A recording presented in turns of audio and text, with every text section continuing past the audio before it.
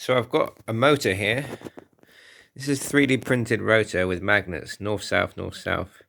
And then I've got a copper coil here with an iron core in the middle. Copper coil, iron core in the middle. And it's fairly thin wire. This is just a little coil around the edge to measure the speed. More voltage, more speed, less voltage, less speed. Now, connected to this coil, I've got a light there. It's only like 2 watt, but it is a light. And normally when you have a load running, you would get armature drag, but there seems to be very minimal armature drag here, possibly because the wire is fairly thin and we've got high speed. So you can see there the voltage. I'll bring it over here. This is the voltage on the speedometer. Okay, so I'll wind it up and I'll just show you the voltage when the load's connected and disconnected.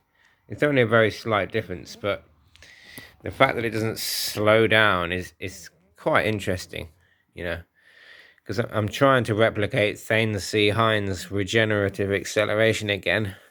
I've done it once, just a slight amount, and this is a very slight amount because I think I need higher RPMs, but I'll just show you. So you have the light obviously instantly.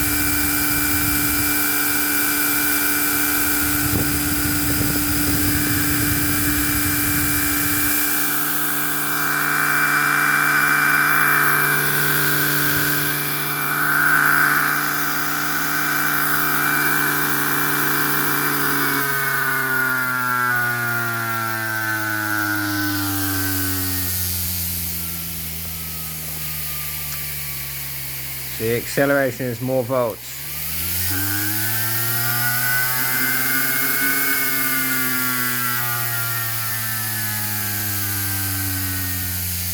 Deceleration, less volts. It's just a very rough makeshift speedometer. And it may not be completely accurate, but it's at least pointing to something. So you're producing light. It's kind of cool, generator. You can produce light without being plugged into anything. So there we go, you see. We've got this thing spinning. Now I'd like to get it spinning faster, but that's maximum on the current charge of this battery. I've got a bigger battery. I might try that. So this crude speedometer, just a copper coil next to the spinning magnets, appears as voltage on here. It's through a bridge rectifier, so AC goes to DC, and this is it's basically my speedometer reading, because my tachometer never really worked properly. So I thought this is just a direct sensing of the spinning magnets.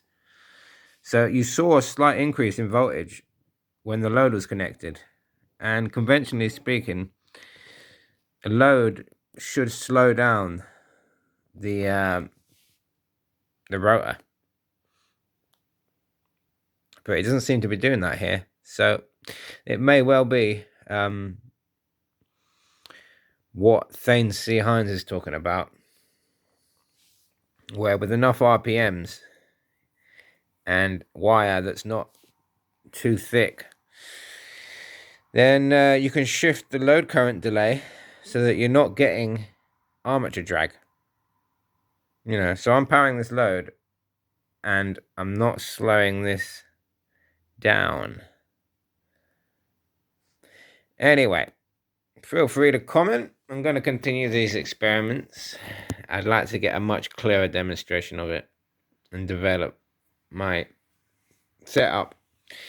So yeah, feel free, look up Thane Heins regenerative acceleration. It's a phenomenal discovery, and anyone with any electrical engineering know-how should get involved and prove the new science, because it will benefit our world. And it's simple to do. It's not like exotic where you need superconductors. Just copper wire and RPMs and impedance. High impedance allows for the delay of the load current, cancelling the armature drag. If this was thicker wire, which I have got just around here, I've got a thicker wire coil, it would probably slow the rotor down. I think I did it earlier and that's what happened, but you know, do your own experiments, and yeah, cheers.